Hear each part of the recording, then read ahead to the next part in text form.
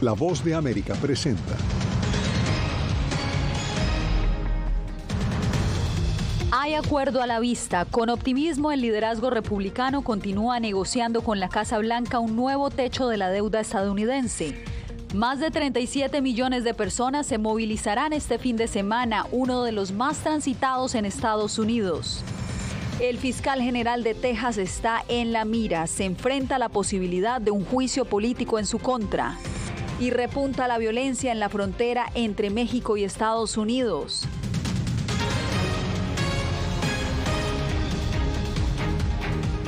¿Qué tal desde Washington? Les doy la bienvenida a El Mundo al Día. Soy Yasmín López.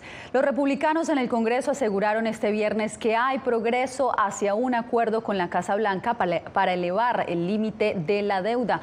Las negociaciones continúan cuando falta menos de una semana para que Estados Unidos incurra en impago. Pero aún queda trabajo por hacer. Jacopo Luzzi, cuéntanos. Bueno, Yasmín, aún no hay un acuerdo final, pero se está logrando un compromiso entre los demócratas y republicanos y a pesar de la presión, si se puede finalizar y promulgar a tiempo en las dos cámaras del Congreso, este compromiso elevaría el límite de endeudamiento del gobierno durante 2 años. Entonces, hablamos de después de las elecciones presidenciales 2024. Recordamos que la deuda nacional es de 31,4 billones de dólares. Entonces, aumentar el techo es imperativo porque el gobierno se ha quedado sin otras opciones. Hasta ahora se había basado en medidas contables para evitar el impago. La Casa Blanca y los republicanos están cerca de cerrar un acuerdo que elevaría el techo de la deuda nacional durante 2 años e impondría límites estrictos a algunos gastos no relacionados con el ejército o los veteranos durante este periodo. En una carrera contra reloj, las partes se apresuran a consolidar un entendimiento y ya se empezó a redactar un texto legislativo. Pensé que hicimos progresos anoche. Tenemos que progresar más ahora. Y voy a trabajar tan duro como podamos para tratar de hacer esto. Progresar más hoy y terminar el trabajo. Soy un optimista total. El acuerdo que está tomando forma parece satisfacer ambas partes. Para los republicanos, se reducirían algunos gastos federales, incluso cuando el gasto en programas militares y de veteranos continuaría creciendo, y permitiría a los demócratas decir que han evitado recortes significativos a la mayoría de los programas nacionales, como el de Seguro Social. El impago pone todo eso en riesgo. Los líderes del Congreso entienden eso y todos han acordado que no habrá impago. Es hora de que el Congreso actúe ahora. Es importante subrayar que un acuerdo aún no se ha finalizado y los negociadores demócratas y republicanos continúan regateando sobre detalles cruciales que podrían hacer o deshacer cualquier compromiso a solo una semana de un posible impago. Bueno, Yasmín, hay una noticia de última hora sobre la fecha de un posible impago, porque en la tarde de este viernes la secretaria del Tesoro de Estados Unidos, Janet Yellen, dijo que Estados Unidos podría quedarse sin dinero para pagar sus cuentas no más el 1 de junio, pero el 5 de junio. Entonces, un pequeño cambio en el cronograma. Pero la secretaria dijo que sí hay urgencia que los líderes del Congreso logren un acuerdo sobre el límite de la deuda lo más pronto posible.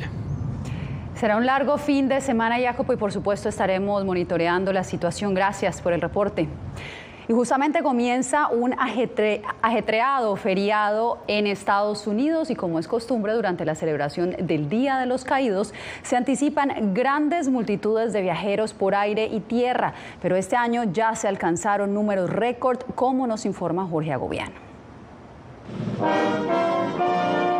Mientras en Washington el presidente Biden estará honrando a quienes murieron sirviendo a la nación en las Fuerzas Armadas. Millones de estadounidenses estarán viajando el fin de semana largo que se considera como el inicio no oficial del verano. La Asociación Automovilística de Estados Unidos estima que unos 37 millones de viajeros conducirán al menos 80 kilómetros desde sus hogares, un aumento de más de 2 millones en comparación al año pasado. En los aeropuertos, el número de pasajeros ya superó récords, según informó el secretario de Transporte esta semana. La Administración de Seguridad de Transporte informó que el lunes fue el día de mayor actividad de viajes aéreos que han visto desde febrero de 2020, con más de 2,6 millones de pasajeros. Y este fin de semana esperamos ver niveles que no hemos visto desde antes de la pandemia. Pero para un buen gusto, un alto precio, reportan los usuarios. Todo es más caro, los boletos son más caros, por lo que es un poco difícil hacer más de un viaje en un año en este momento. Por lo general, se puede ahorrar algo de dinero si se planifica con anticipación, pero definitivamente ese no fue el caso esta vez. Las aerolíneas están utilizando aviones más grandes para embarcar a grandes multitudes. También han realizado cambios en su tecnología para monitorear el clima, con el fin de reducir las cancelaciones y los retrasos. Jorge Agobián, Voz de América. Un posible juicio político enfrenta a Ken Paxton, fiscal general de Texas, que buscó revertir los resultados de las elecciones presidenciales del 2020. Laura Sepúlveda nos cuenta cómo avanza el caso desde la capital de ese estado.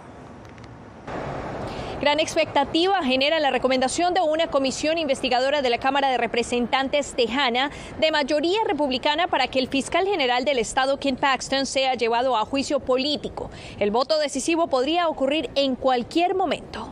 Con 5 sí, 0 no y 0 ausencias al voto, la moción prevalece. Varias investigaciones por hechos de corrupción, además de cargos presentados por fraude, ha enfrentado Ken Paxton, quien en 2015 fue incluso reseñado en una prisión de Dallas por los últimos hechos mencionados. Uno de sus grandes actos que le dieron popularidad fue la solicitud para que la Corte Suprema revirtiera los resultados de las elecciones de 2020. Paxton tiene conexión con la política nacional, tanto de manera institucional en términos de estas acciones legales con las que está asociado, como informalmente en términos de su alianza política con Donald Trump y otros republicanos en la facción Trump del partido. No está claro cómo estas alianzas podrían ayudarlo ante la posibilidad del juicio político, que Paxton asegura le causa decepción. No han demostrado más que desprecio por los valores tradicionales de los tejanos conservadores. Y es que, de ser enjuiciado, tendría que abandonar el cargo de manera inmediata. El hecho de que un funcionario del gobierno rinda cuentas por corrupción parece algo muy bueno para el funcionamiento de la política estadounidense. En abstracto, solo desde el punto de vista del panorama general, es un golpe para los republicanos en el estado de Texas. Pero el estado de Texas también cuenta con un fuerte gobernador republicano, así que no veo eso como una pérdida particular para ellos. De 150 representantes a la Cámara de Texas, 85 son republicanos y para que sea juicio aprobado debe haber mayoría simple. No se descarta que suceda, teniendo en cuenta que la mayoría republicana ha impulsado el proceso hasta la instancia actual. Laura Sepúlveda, Voz de América, Austin, Texas. Un mensaje de advertencia a no viajar al estado de Florida. Están enviando varias organizaciones alrededor de Estados Unidos. Aseguran que es riesgoso debido a la próxima entrada en vigor de varias leyes en ese estado. José Pernalete nos explica. Un gran espectro de organizaciones pro derechos civiles emitieron una advertencia de viaje hacia Florida, donde una nueva legislación entrará pronto en vigencia. La Asociación Nacional para el Avance de las Personas de Color, NAACP por sus siglas en inglés, afirma que este estado es abiertamente hostil hacia los afroestadounidenses, las personas de color y las personas LGTBQ. También se suma la alerta de viaje por traslado de migrantes. Estamos avisándole a toda nuestra comunidad que si van a Florida, ahorita puede estar el riesgo que pueden ser arrestados. Su familia, si tiene alguien que está undocumentada, van a Disney World y llevan a la tía que no tiene papeles, la pueden arrestar la persona que está manejando por una felonía. Se suman voces de protesta en contra de la ley apoyada por el gobernador del estado, Ron DeSantis, desde otras organizaciones a favor de libertades públicas. Y si es un menor, aunque sea su hijo o hija, se convierte en una felonía de segundo grado. Y esto parece...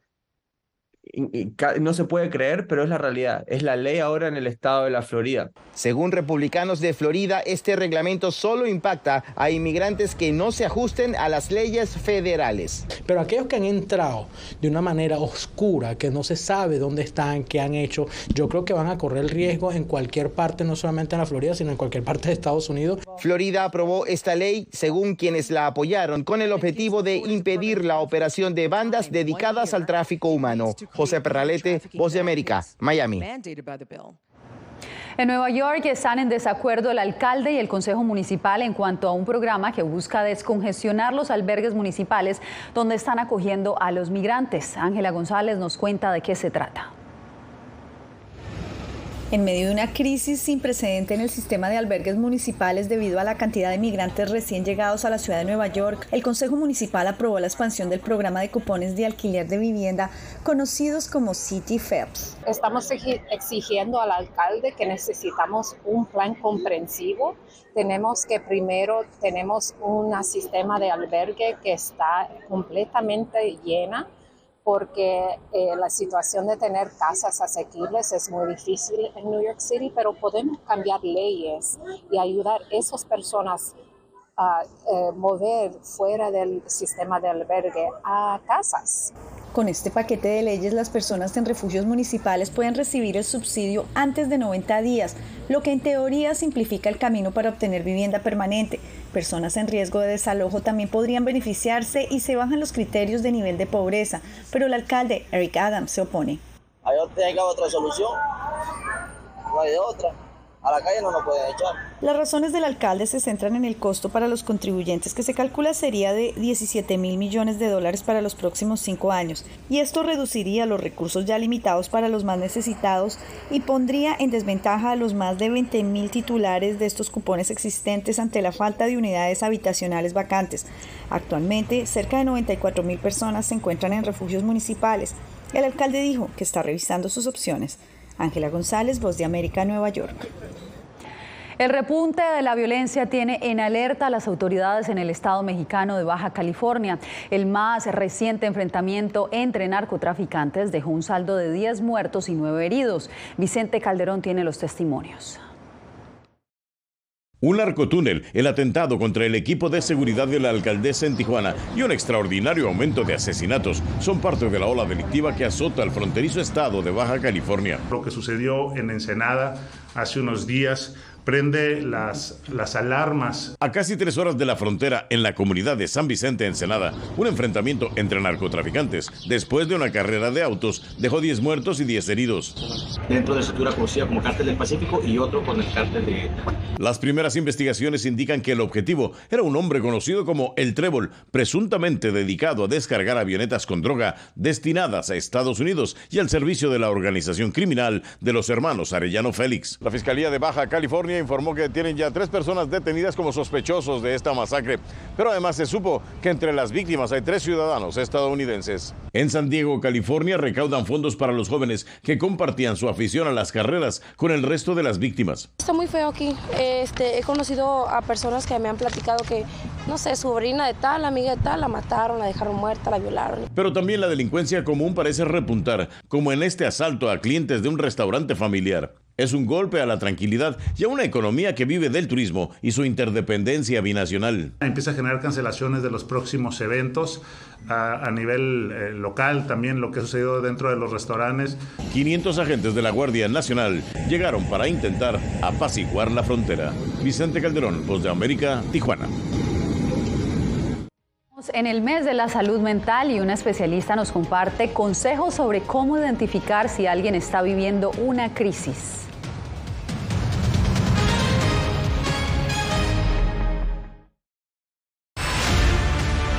No concibo una democracia sin periodistas. El libreto manda a un conflicto constante con la prensa independiente, con los medios de comunicación. Periodismo, la prensa libre importa. Una coproducción de La Voz de América con nuestras afiliadas en la región.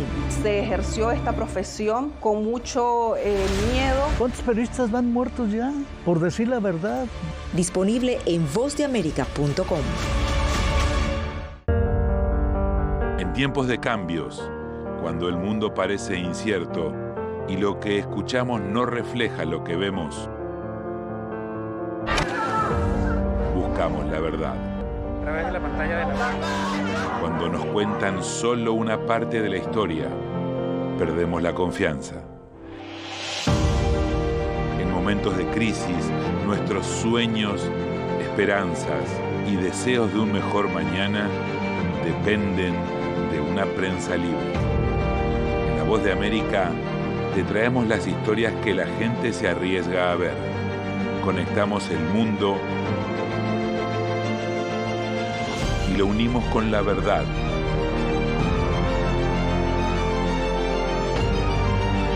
En La Voz de América te presentamos el panorama completo.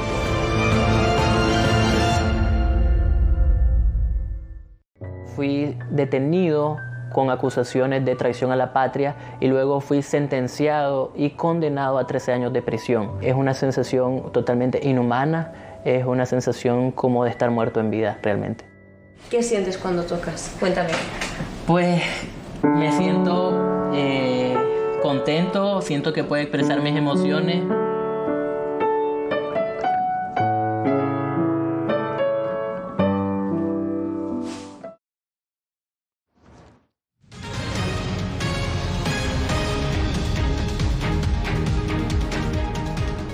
En pleno vuelo, un pasajero abrió la puerta de emergencia de un avión de Asiana Airlines cuando se encontraba a 200 metros de aterrizar. Según informó un portavoz de la compañía, el avión llegó a tierra de forma segura. Nadie resultó herido en el incidente, pero 12 personas fueron trasladadas a un hospital cercano después de sufrir problemas respiratorios. La mayoría eran menores de edad. Según el Ministerio de Transporte, las autoridades ya detuvieron al responsable. Más de 7 millones de personas en Estados Unidos han tenido al menos un episodio depresivo en el último año, incluyendo a niños y adolescentes. Verónica Villafañe nos reporta que los latinos también experimentan desafíos en cuanto a la salud mental, pero varias barreras les impiden buscar ayuda. Más de 20 millones de personas en Estados Unidos han sufrido al menos un episodio depresivo severo en el último año y casi 5% han tenido pensamientos suicidas, según el Instituto de Salud Mental. Muchos de estos factores se acreditan a que las personas no buscan ayuda a tiempo o simplemente las personas están solas, tristes y no tienen con quién hablar. Carla Centeno es consejera de crisis en la Organización de Salud Mental Didi Hirsch, una de las operadoras de la línea de crisis y prevención de suicidio 988 en inglés y español en California. Lo más importante es decirle a la persona que está bien, que se sienta así, que no hay nada malo en que tengamos una crisis o en que tengamos pensamientos de suicidio. La clave, dice, es escuchar y darle a una persona en crisis el espacio para aceptar ayuda, algo que muchos latinos no hacen. Porque nos da miedo al rechazo, nos da miedo que nos juzguen y está bien, todos pasamos por este tipo de crisis. Creo que no se habla lo suficiente en la comunidad hispana. El número de latinos con problemas de salud mental aumentó. Según los CDC, más del 40% reportó síntomas de depresión y un 22% tuvo pensamientos suicidas desde el inicio de la pandemia. Solo a través de esta agencia se reciben más de 1.200 llamadas al mes en español. También ofrecen grupos de apoyo para sobrevivientes de suicidio como Esther Ibarra, cuyo hijo de 13 años se quitó la vida. Ahora ella se dedica a la prevención, compartiendo su historia y los recursos disponibles para quienes lo necesiten. A saber dónde agarrar ayuda, a quién llamar, que hay otras personas igual como usted que saben el dolor que cargamos en nuestro corazón. Y que nadie debe avergonzarse en pedir ayuda. Verónica Villafañe, Voz de América, Los Ángeles. Pasamos al Vaticano porque el Papa Francisco tuvo que cancelar varias de sus reuniones de este viernes debido a que tenía fiebre. La última vez que se conoció que el sumo pontífice tuvo una fiebre grave fue en marzo, cuando fue trasladado de urgencia al hospital donde le diagnosticaron bronquitis aguda. Hasta el momento no hay detalles sobre su estado de salud y se espera que este domingo presida la misa de Pentecostés en la Basílica de San Pedro. No se mueva porque en instantes les contamos por qué muchos de los 222 nicaragüenses desterrados no han logrado reunificarse con sus familiares.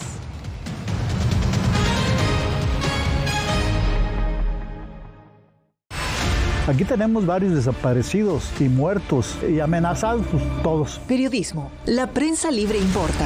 Una coproducción de La Voz de América y Fuerza Informativa Azteca. Disponible en vozdeamerica.com.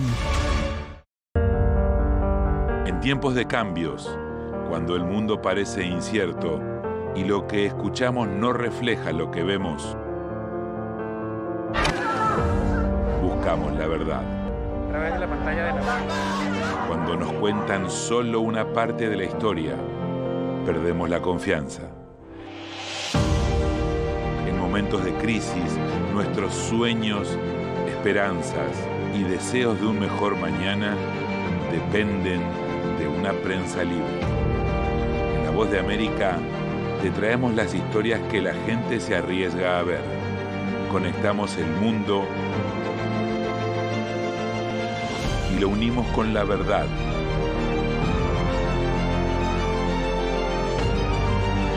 En La Voz de América te presentamos el panorama completo.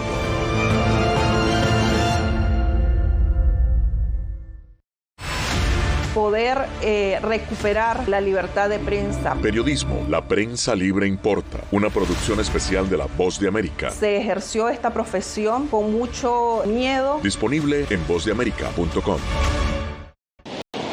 Algo he aprendido estos últimos años y es el darme cuenta de que nosotros podemos planear todo, pero que la vida tiene cosas para vos que no te imaginas. Me duele porque estoy aquí por ese país que hoy me quitaron.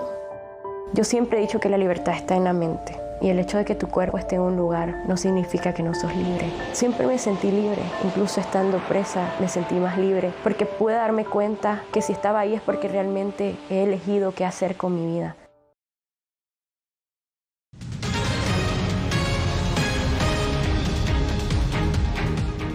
La mayoría de los 222 opositores expulsados de Nicaragua no han podido reunificarse con sus familiares. La falta de recursos económicos y la dificultad de obtener un patrocinador en Estados Unidos han sido su mayor obstáculo. Donaldo Hernández habló con algunos de ellos y nos trae sus testimonios.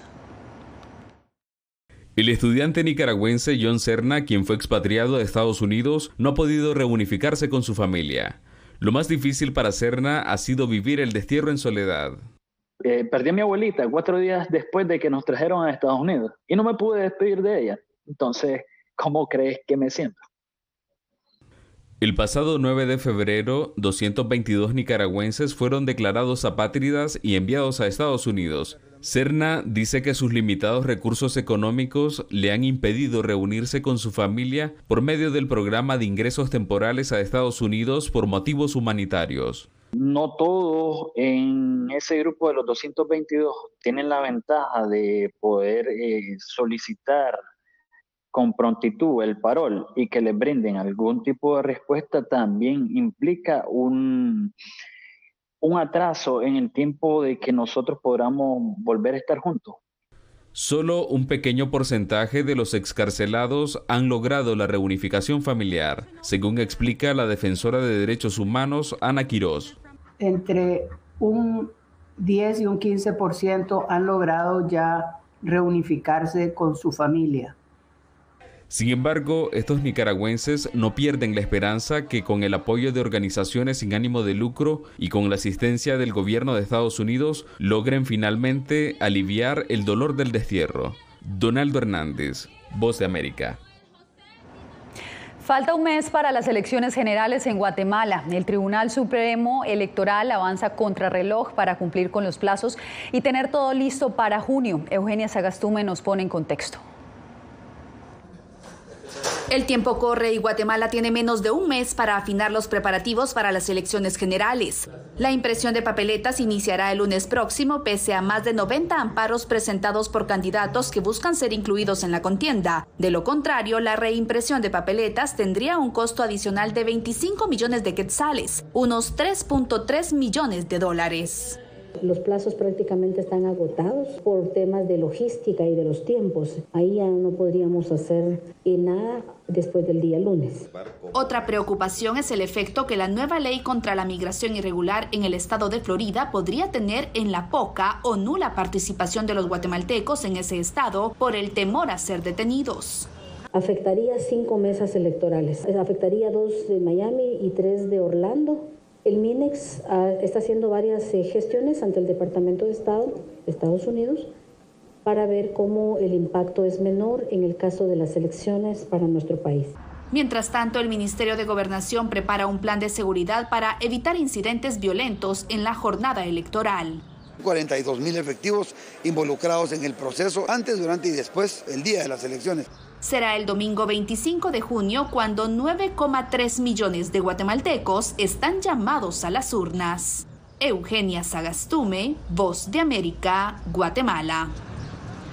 Después de la pausa, una masiva floración emergió en California luego de un invierno inusualmente lluvioso.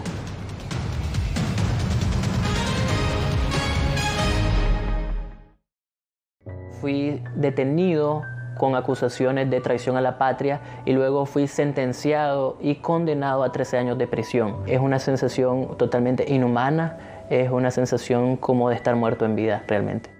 ¿Qué sientes cuando tocas? Cuéntame. Pues me siento contento, siento que puedo expresar mis emociones.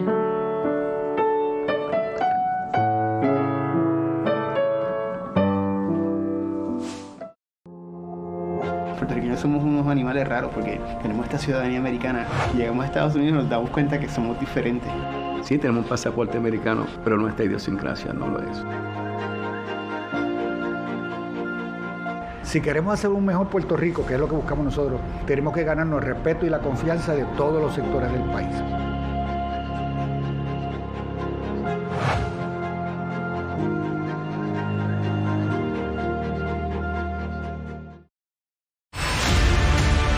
No concibo una democracia sin periodistas. El libreto manda a un conflicto constante con la prensa independiente, con los medios de comunicación. Periodismo, La Prensa Libre Importa, una coproducción de La Voz de América con nuestras afiliadas en la región.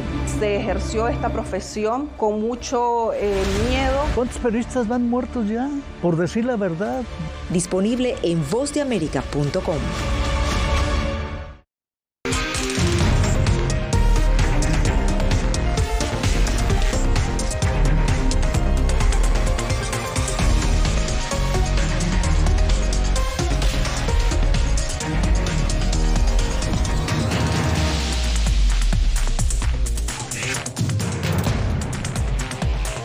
Venezuela 360, cada semana por La Voz de América.